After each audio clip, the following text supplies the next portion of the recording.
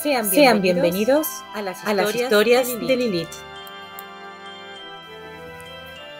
Bienvenidos a todos, vamos a continuar con el capítulo ya número 6 de Telón de Agatha Christie. No esperemos más y comencemos con esta apasionante historia.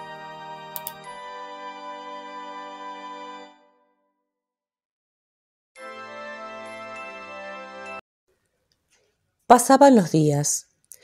Era aquel un periodo de tiempo que no suscitaba ninguna satisfacción en mí. Experimentaba la sensación bastante desagradable de estar aguardando algo. No ocurría nada. Creo que puedo decirlo así. Se producían pequeños incidentes. Llegaban a mis oídos retazos de raras conversaciones, conceptos relativos a los diversos habitantes Styles, observaciones aclaratorias. Todo aquello constituía un material aprovechable. De haber conjugado bien aquellos elementos, hubiera podido llegar a conclusiones. Fue Poirot quien, con unas cuantas enérgicas palabras, me enseñó algo que yo no había sabido ver. Me estaba quejando por enésima vez por no haberse decidido a confiar del todo en mí. Le indiqué que no era justo. Insistí en que siempre los dos habíamos sabido lo mismo. Sí, aunque yo hubiera demostrado hallarme en posesión de una mente obtusa, aunque hubiese quedado probado hasta la saciedad que había sido él quien astutamente aportaba los conocimientos de que disfrutábamos ambos. Agitó una mano en un gesto de impaciencia. Por supuesto, amigo mío, no es justo. Esto decididamente no resulta deportivo. Admito lo que acaba de decir y algo más.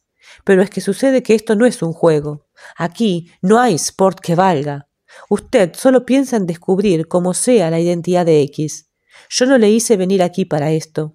No es necesario que se ocupe de tal extremo. Yo conozco la respuesta a esa pregunta. Ahora bien, lo que no sé yo y lo que yo debo averiguar es esto.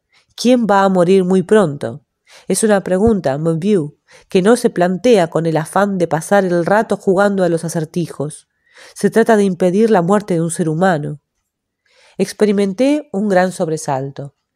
Naturalmente, contesté pensativo. Creo que usted ha llegado a decirme ya algo parecido antes, pero la verdad es que no lo había comprendido del todo. Pues compréndalo ahora, inmediatamente. Sí, voy a hacer lo posible para...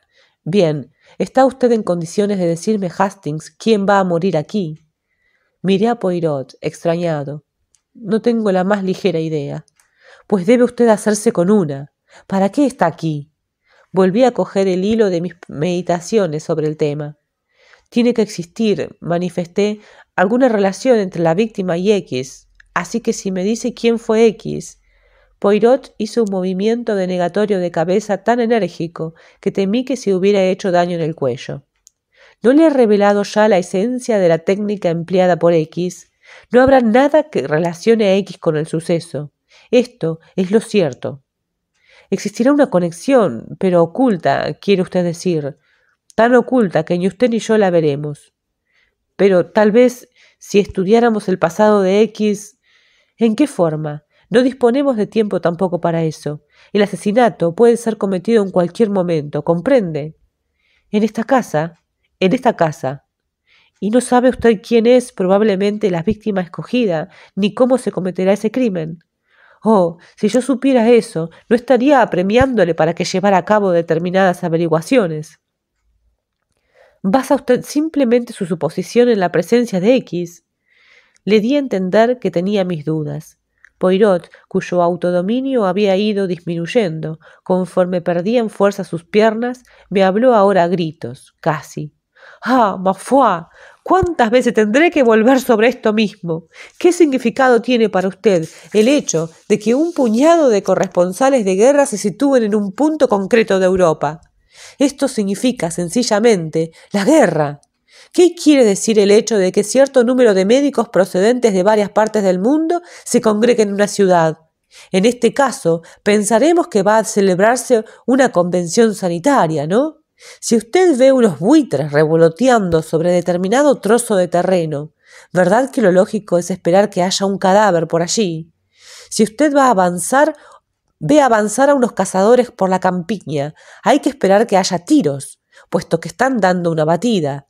Si usted ve a un hombre deteniéndose de pronto junto al mar para despojarse de sus ropas y arrojarse a éste, lo lógico es pensar que se dispone a salvar a alguien que está en peligro de morir ahogado. ¿No es así? Cuando unas damas ya entradas en años y de respetable apariencia se asoman, curiosas, por encima de un seto, hemos de deducir que allí está ocurriendo algo impropio de una persona de buenas costumbres, algo que atenta contra la moral, seguramente. Finalmente, si llega a su nariz un tufillo culinario delicioso y ve que varias personas avanzan por un pasillo en la dirección conveniente, hay que suponer que está a punto de ser servida la comida. Consideré tranquilamente estos ejemplos. A continuación, manifesté, aludiendo al primero: no obstante, un solo corresponsal no hace una guerra. Desde luego que no, igual que una sola golondrina no hace verano.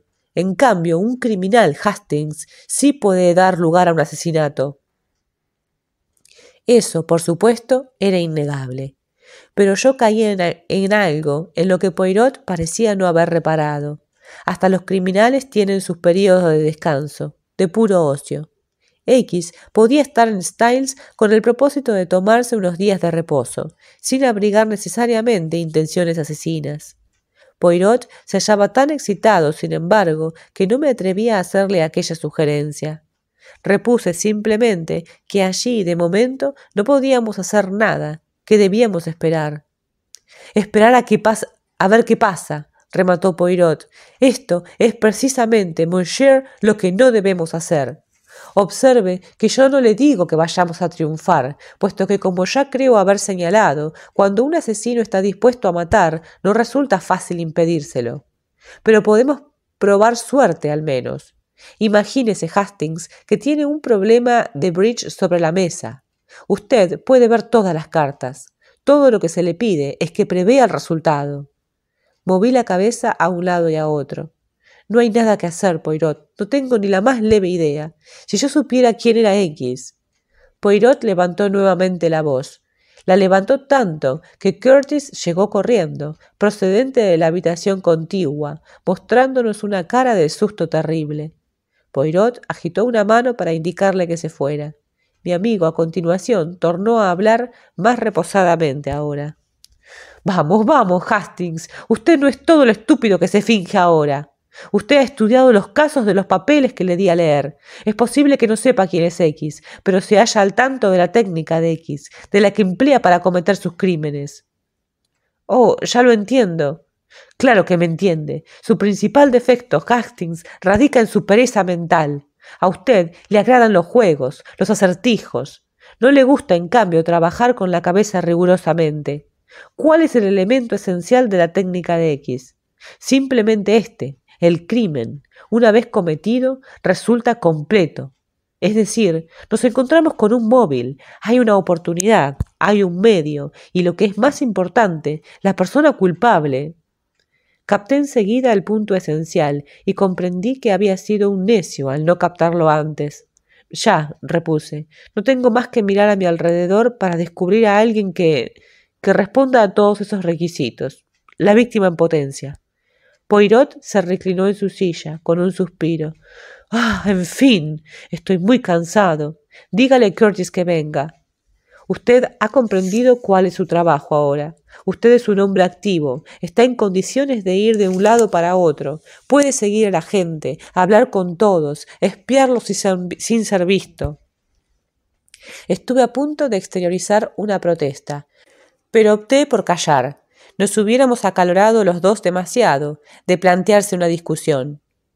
Puede usted escuchar las conversaciones que sostienen los demás.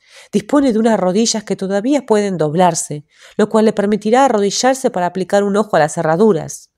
Nunca haré tal cosa, le advertí indignado. Poirot entornó los ojos. Está bien, no se valdrá de las cerraduras para su labor de espía. Será el caballero inglés de siempre, y alguien caerá ante su asesino, inevitablemente. Esto no tiene importancia. Un caballero inglés ha de pensar sobre todo en su honor personal. Su honor es más importante que la vida de un ser humano. Bien, está comprendido. No es eso, Poirot, es que existen ciertos límites dentro de los cuales... Poirot me interrumpió fríamente.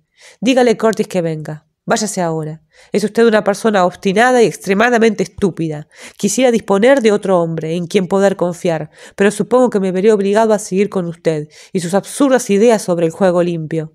Ya que no puede valerse de su sustancia gris, puesto que no dispone de ella, válgase de sus ojos, de sus oídos, de su nariz, siempre y cuando, naturalmente, el empleo de esos sentidos se avengan con los dictados de su honor personal.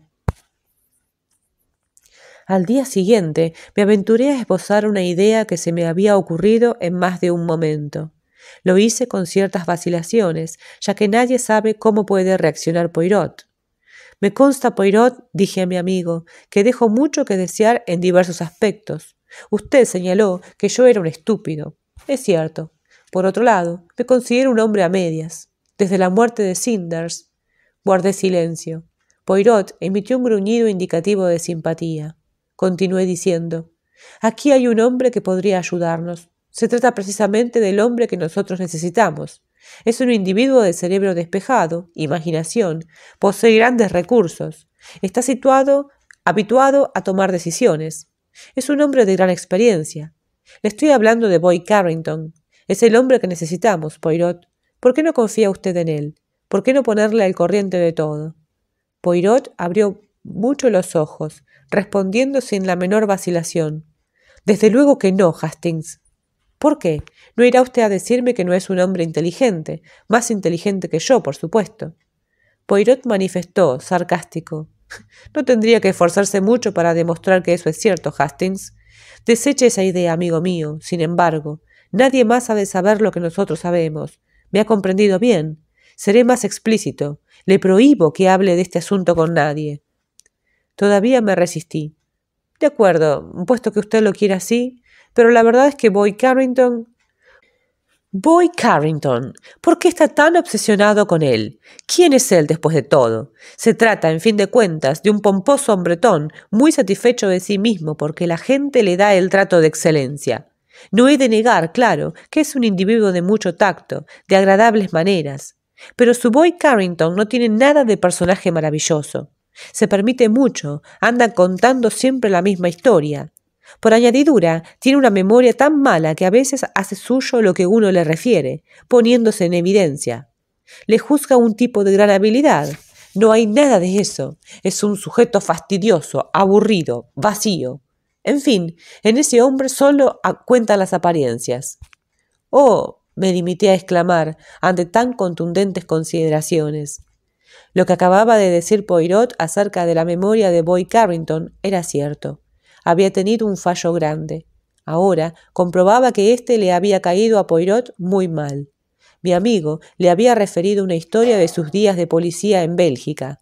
2 días más tarde, hallándonos varios reunidos en el jardín, Boyd Carrington, olvidado por completo de sus antecedentes, había empezado a contar a Poirot la misma aventura con estas palabras a manera de prólogo.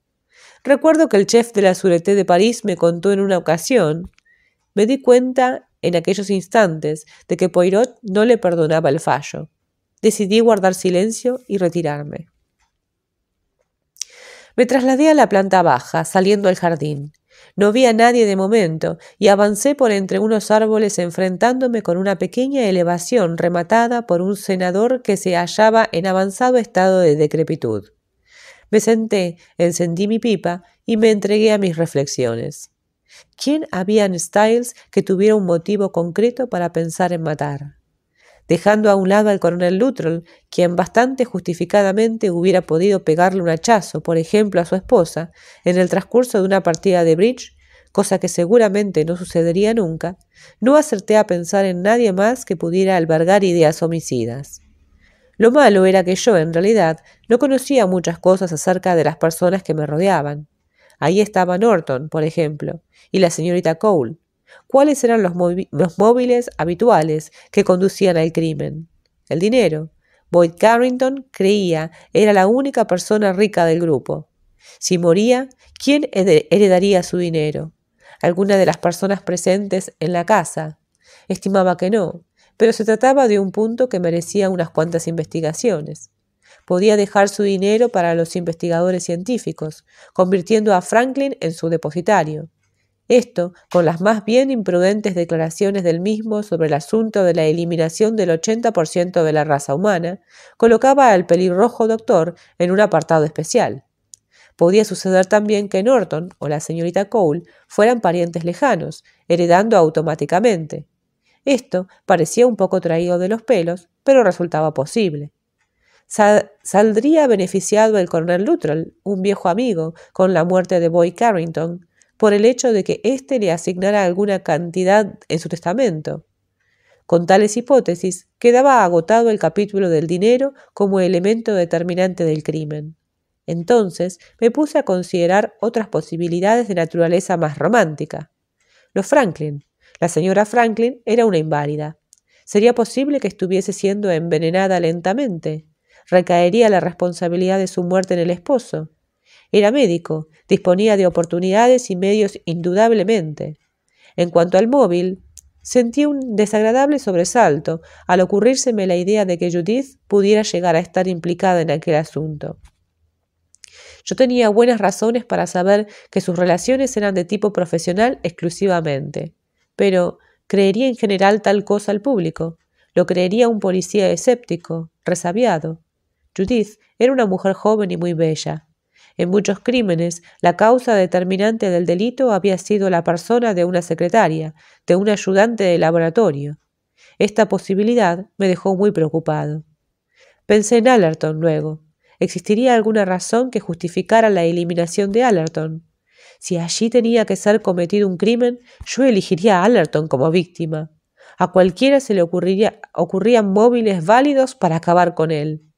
La señorita Cole, aunque había dejado ya la juventud atrás, era todavía una mujer de muy buen ver.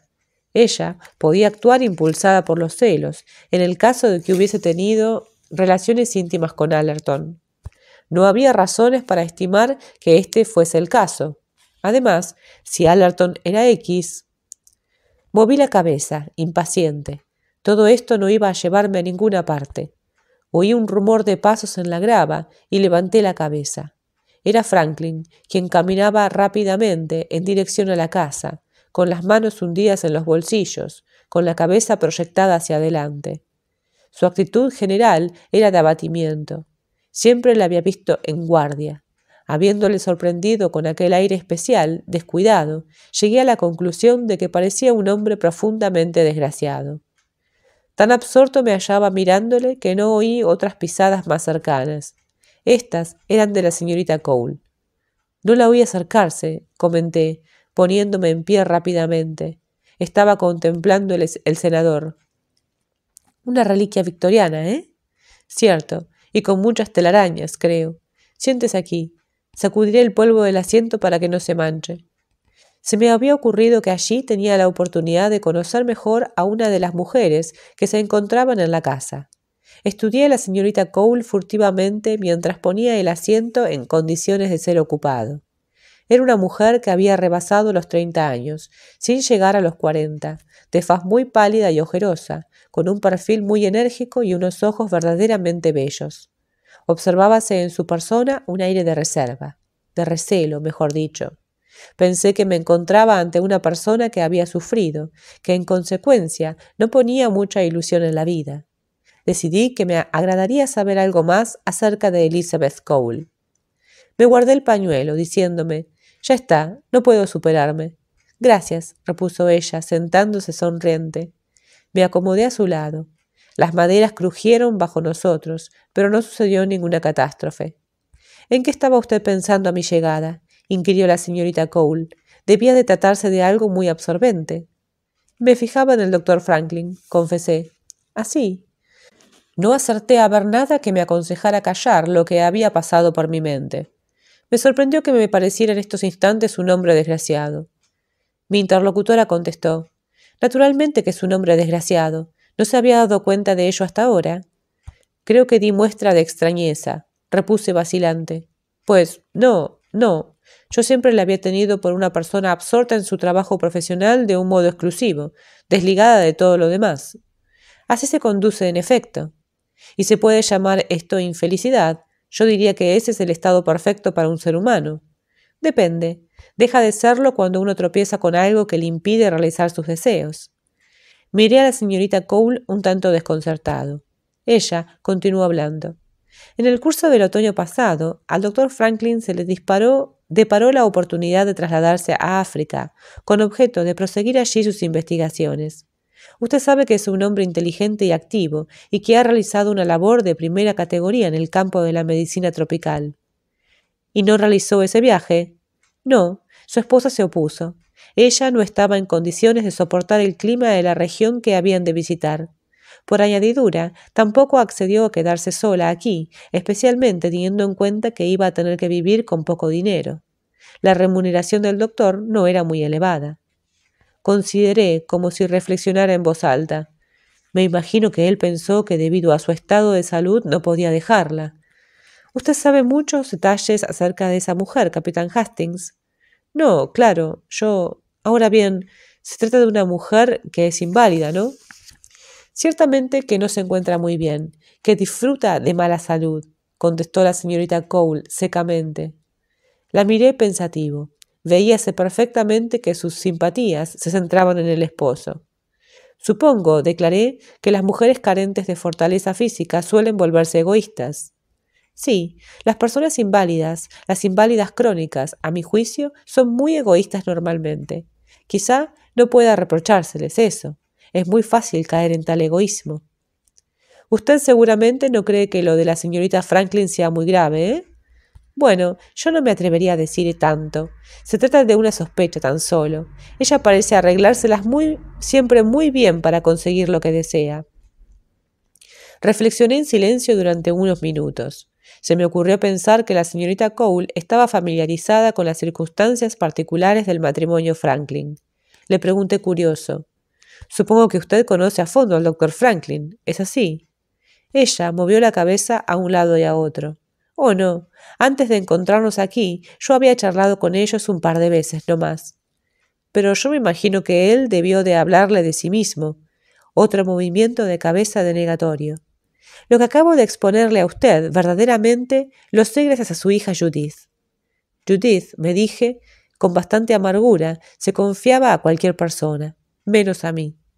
La señorita Cole continuó diciendo. Judith se encuentra sumamente identificada con su jefe, hallándose siempre dispuesta a salir en defensa suya. Ella condena sin rodeos el egoísmo de la señora Franklin. ¿Cree usted que es una egoísta, sinceramente? Sí, pero veo con claridad su punto de vista. Yo comprendo a los inválidos. Comprendo también la flexibilidad de que hace gala el doctor Franklin. Judith, desde luego, opina que debe instalar a su mujer en cualquier parte para poder él continuar con su trabajo sin trabas. Su hija colabora entusiásticamente en su labor científica.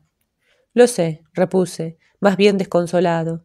Su entrega a esa labor constituye una de mis preocupaciones. No parece una cosa natural. Usted me comprende. Estimo que Judith debiera ser más humana. Debía interesarle más divertirse un poco, por ejemplo. ¿Por qué no ha de tener sus amigos? ¿Por qué no ha de enamorarse de uno de ellos? En fin de cuentas, es la juventud cuando uno se lanza a conocer las cosas más diversas. No es lógico que una muchacha como ella viva constantemente entre tubos de ensayo. En nuestra juventud lo pasábamos bien, nos divertíamos, flirteábamos. Usted ya sabe. Hubo un momento de silencio. Luego, la señorita Cole dijo, muy fría, «No, yo no sé nada». Me sentí horrorizado. Inconscientemente me había expresado como si los dos hubiésemos sido de la misma edad. Recordé de pronto que yo le llevaba más de 10 años. Había demostrado una falta de tacto terrible. Me excusé lo mejor que pude. Ella se apresuró a interrumpirme. Oh, yo no me he referido para nada a eso. Por favor, no siga excusándose. Le he señalado que yo no sabía nada. Es cierto, nunca supe lo que significaba ser joven. Jamás lo he pasado bien en la vida. Algo extraño que advertí en su voz, una amargura infinita, un profundo resentimiento, me dejó perplejo.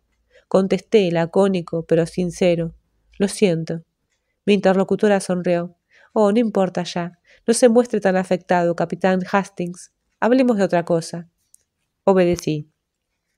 Cuénteme algo sobre las otras personas que se alojan en la misma casa que nosotros, le pedí, a menos que les sean desconocidas. Conozco a los Luttrell de toda la vida. Resulta triste que se vean obligados a intentar esto, especialmente por lo que a él respecta.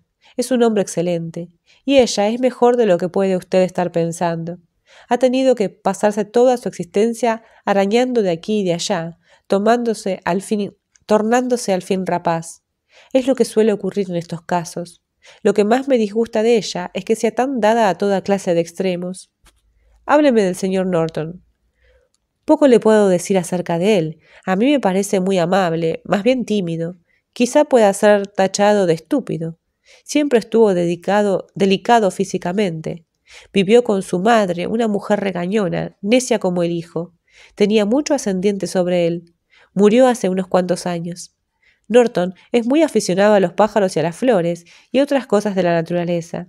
Es muy atento y a él no se le escapa nada. Gracias a sus prismáticos, tal vez. La señorita Cole sonrió. Bueno, no me refería exclusivamente a ellos. Es que le considero un buen observador, con prismáticos o sin ellos. Esta cualidad suele darse con frecuencia en las personas que son como él. No le juzgo egoísta, desde luego. Está siempre pendiente de los demás. Sí que podríamos aplicarle en cambio el calificativo de inefectivo. No sé si me entiende. Asentí. Oh, sí, la comprendo muy bien. Elizabeth Cole manifestó de súbito, y una vez más advertí en su voz la inflexión de amargura de antes. He aquí la faceta deprimente. Se trata, en general, siempre, de hombres y mujeres que jamás llegaron a ninguna parte, que nunca llegarán a ningún sitio. Son gentes quebradas, derrotadas por la vida. Gentes ya viejas, cansadas, liquidadas. Su voz fue perdiendo intensidad progresivamente. Sentí una tristeza inmensa. ¡Cuánta razón tenía! En aquella casa nos habíamos congregado unas cuantas personas situadas en el crepúsculo de la existencia. Cabezas grises, corazones grises, grisáceos sueños. Yo me sentía melancólico y solitario. A mi lado tenía una mujer amargada, saturada de desilusiones. Pensé en el doctor Franklin, con sus ambiciones, para las cuales era un serio obstáculo su mujer, una inválida. Me acordé del simple Norton, en todo momento pendiente de los pájaros.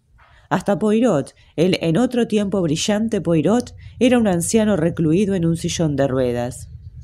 Qué diferente todo de lo que viviéramos antaño, cuando yo visitara por vez primera Styles. Esta reflexión me afectó mucho.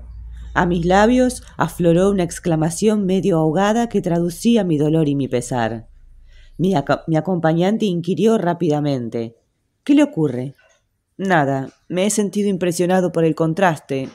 Yo estuve aquí, ¿sabe?, hace muchos años, siendo todavía un joven. Pensaba en lo que separaba esto que veo ahora a mi alrededor de lo que contemplé antes. Ya, ¿era esto un hogar feliz entonces? ¿Eran felices todos los que aquí vivían? Es curioso. A veces los pensamientos de uno danzan en una especie de caleidoscopio. Es lo que me pasó en aquellos instantes. De repente barajé caprichosamente numerosos recuerdos. Finalmente, las piezas de aquel mosaico se ordenaron correctamente, como debía ser. Había sentido pesar por el pasado en sí, no por la realidad. En aquella época ya lejana de mi vida, tampoco había encontrado la felicidad en Styles. Evoqué desapasionadamente los hechos. Mi amigo John y su esposa, nada felices, luchando constantemente con la vida, se vieron obligados a irse. Lawrence Cavendish se hallaba hundido en la melancolía. Cynthia era una figura juvenil que se desdibujaba, perdiendo todo su brillo a causa de su falta de independencia. Inglethorpe se había casado con una mujer rica por su dinero y nada más que por su dinero. Ninguna de aquellas personas había sido feliz. Y ahora todo se repetía en otros seres. Styles en sí era decididamente una mansión desdichada. Confesé a la señorita Cole: he estado dejándome llevar de falsos sentimentalismos. Aquí no se ha conocido jamás la felicidad. Todo ha sido siempre como es ahora. Estos muros solo han albergado personas desgraciadas. Bueno, ha pensado en su hija. Judith no es una muchacha feliz. Formulé esta declaración con todo aplomo, igual que si ella hubiera acabado de hacerme la revelación. En cuanto a Boy Carrington, murmuré dudoso, el otro día estaba diciendo que se sentía muy solo. Yo, aparte de eso, creo que está disfrutando lo suyo, con la casa y con unas cosas y otras. La señorita Cole me contestó con viveza. Oh, sí, pero el caso de Sir William es distinto. Él no pertenece a este mundo como el resto de nosotros. Él procede de un mundo exterior, el mundo del éxito y de la independencia. Ha triunfado en la vida y lo sabe. Sir William no figura en el grupo de los mutilados. La señorita Cole había escogido un curioso vocablo para expresar su manera de pensar. La miré fijamente. ¿Quiere usted decirme por qué se ha valido de esa palabra?, le pregunté. Impulsada por una feroz energía, me contestó de pronto. Responde perfectamente a la verdad. Hablo de la verdad referida a mi persona, claro. Yo soy una persona mutilada. Me doy cuenta de que ha tenido usted que ser muy desgraciada, contesté, dando a mis palabras una inflexión de sincera simpatía. Me indicó serenamente. Usted no sabe quién soy yo, ¿verdad? Su apellido, Cole. Cole no es mi apellido. Era el de mi madre, de soltera. Luego decidí utilizarlo. Yo me apellido realmente Litchfield. Durante unos momentos aquel no me dijo nada. Se me antojó, eso sí, vagamente familiar. Por fin recordé. Matthew Litchfield. Ella asintió. Veo que sabe de qué le hablo. A mi caso deseaba referirme. Mi padre era un inválido y un tirano. No nos permitía que lleváramos una vida normal. No podíamos llevar a nuestros amigos a aquella casa. Nos negaba casi del todo el dinero. No vivíamos en un hogar, estábamos en una prisión. Mi acompañante hizo una pausa. Sus oscuros y bellos ojos se dilataron. Y después, mi hermana. La señorita Cole hizo una pausa. Por favor, no siga. Todo esto es demasiado doloroso para usted. Sé qué fue lo que pasó. No es necesario que me lo explique. Usted no lo sabe, no puede saberlo. Maggie, es inconcebible, increíble. Yo sé que fue en busca de la policía, que se entregó a ella, que confesó. Pero a veces me resisto a creerlo. Estoy convencida de que aquello no era cierto, que aquello no pudo pasar como ella dijo. ¿Quiere usted decir que, vacilé, quiere usted decir que todo sucedió de otro modo? No, no es eso, imposible. Lo que contó no encajaba en su manera de ser. No pudo ser Maggie. Las palabras temblaban en mis labios. No llegué a pronunciarlas realmente. No había llegado el instante de poder decirle: «Tiene usted razón, no pudo ser Maggie». Así finalizamos un muy interesante capítulo en el que realmente sacamos bastante más información de la que teníamos de los personajes que en este lugar se presentan. Bueno, nada, todavía nos falta bastante para conocer quién puede ser el asesino, ¿no? Pero nos vamos acercando. Y bueno, y la sorpresa final, esta señorita Cole, que en realidad es Litchfield. Bueno, nada, sorpresa, ¿verdad? Surprise. Bueno, nada, no sé si quiero, pero debo disculparme por los ruidos de fondo. No los pude evitar, sinceramente. Quiero compartir esta historia con ustedes y si me dedico a grabarla de vuelta sé que voy a perder demasiado tiempo en otras historias que hay que seguir grabando porque bueno, esto es día a día, así que nada, mil disculpas. Espero poder mejorar en la próxima, porque esta no es la última historia de Agatha Christie que vamos a contar. Es una autora con muchísimo para dar, así que vamos a seguir contando sus cuentos, sus novelas. Muchísimas gracias si me están escuchando hasta este momento. Les agradezco de todo corazón cada comentario, cada like, cada vez que ustedes me dan una palabra de aliento o me hacen alguna corrección, también lo agradezco muchísimo. Los espero mañana con la continuación de esta apasionante historia. No se lo pierdan. Adiós.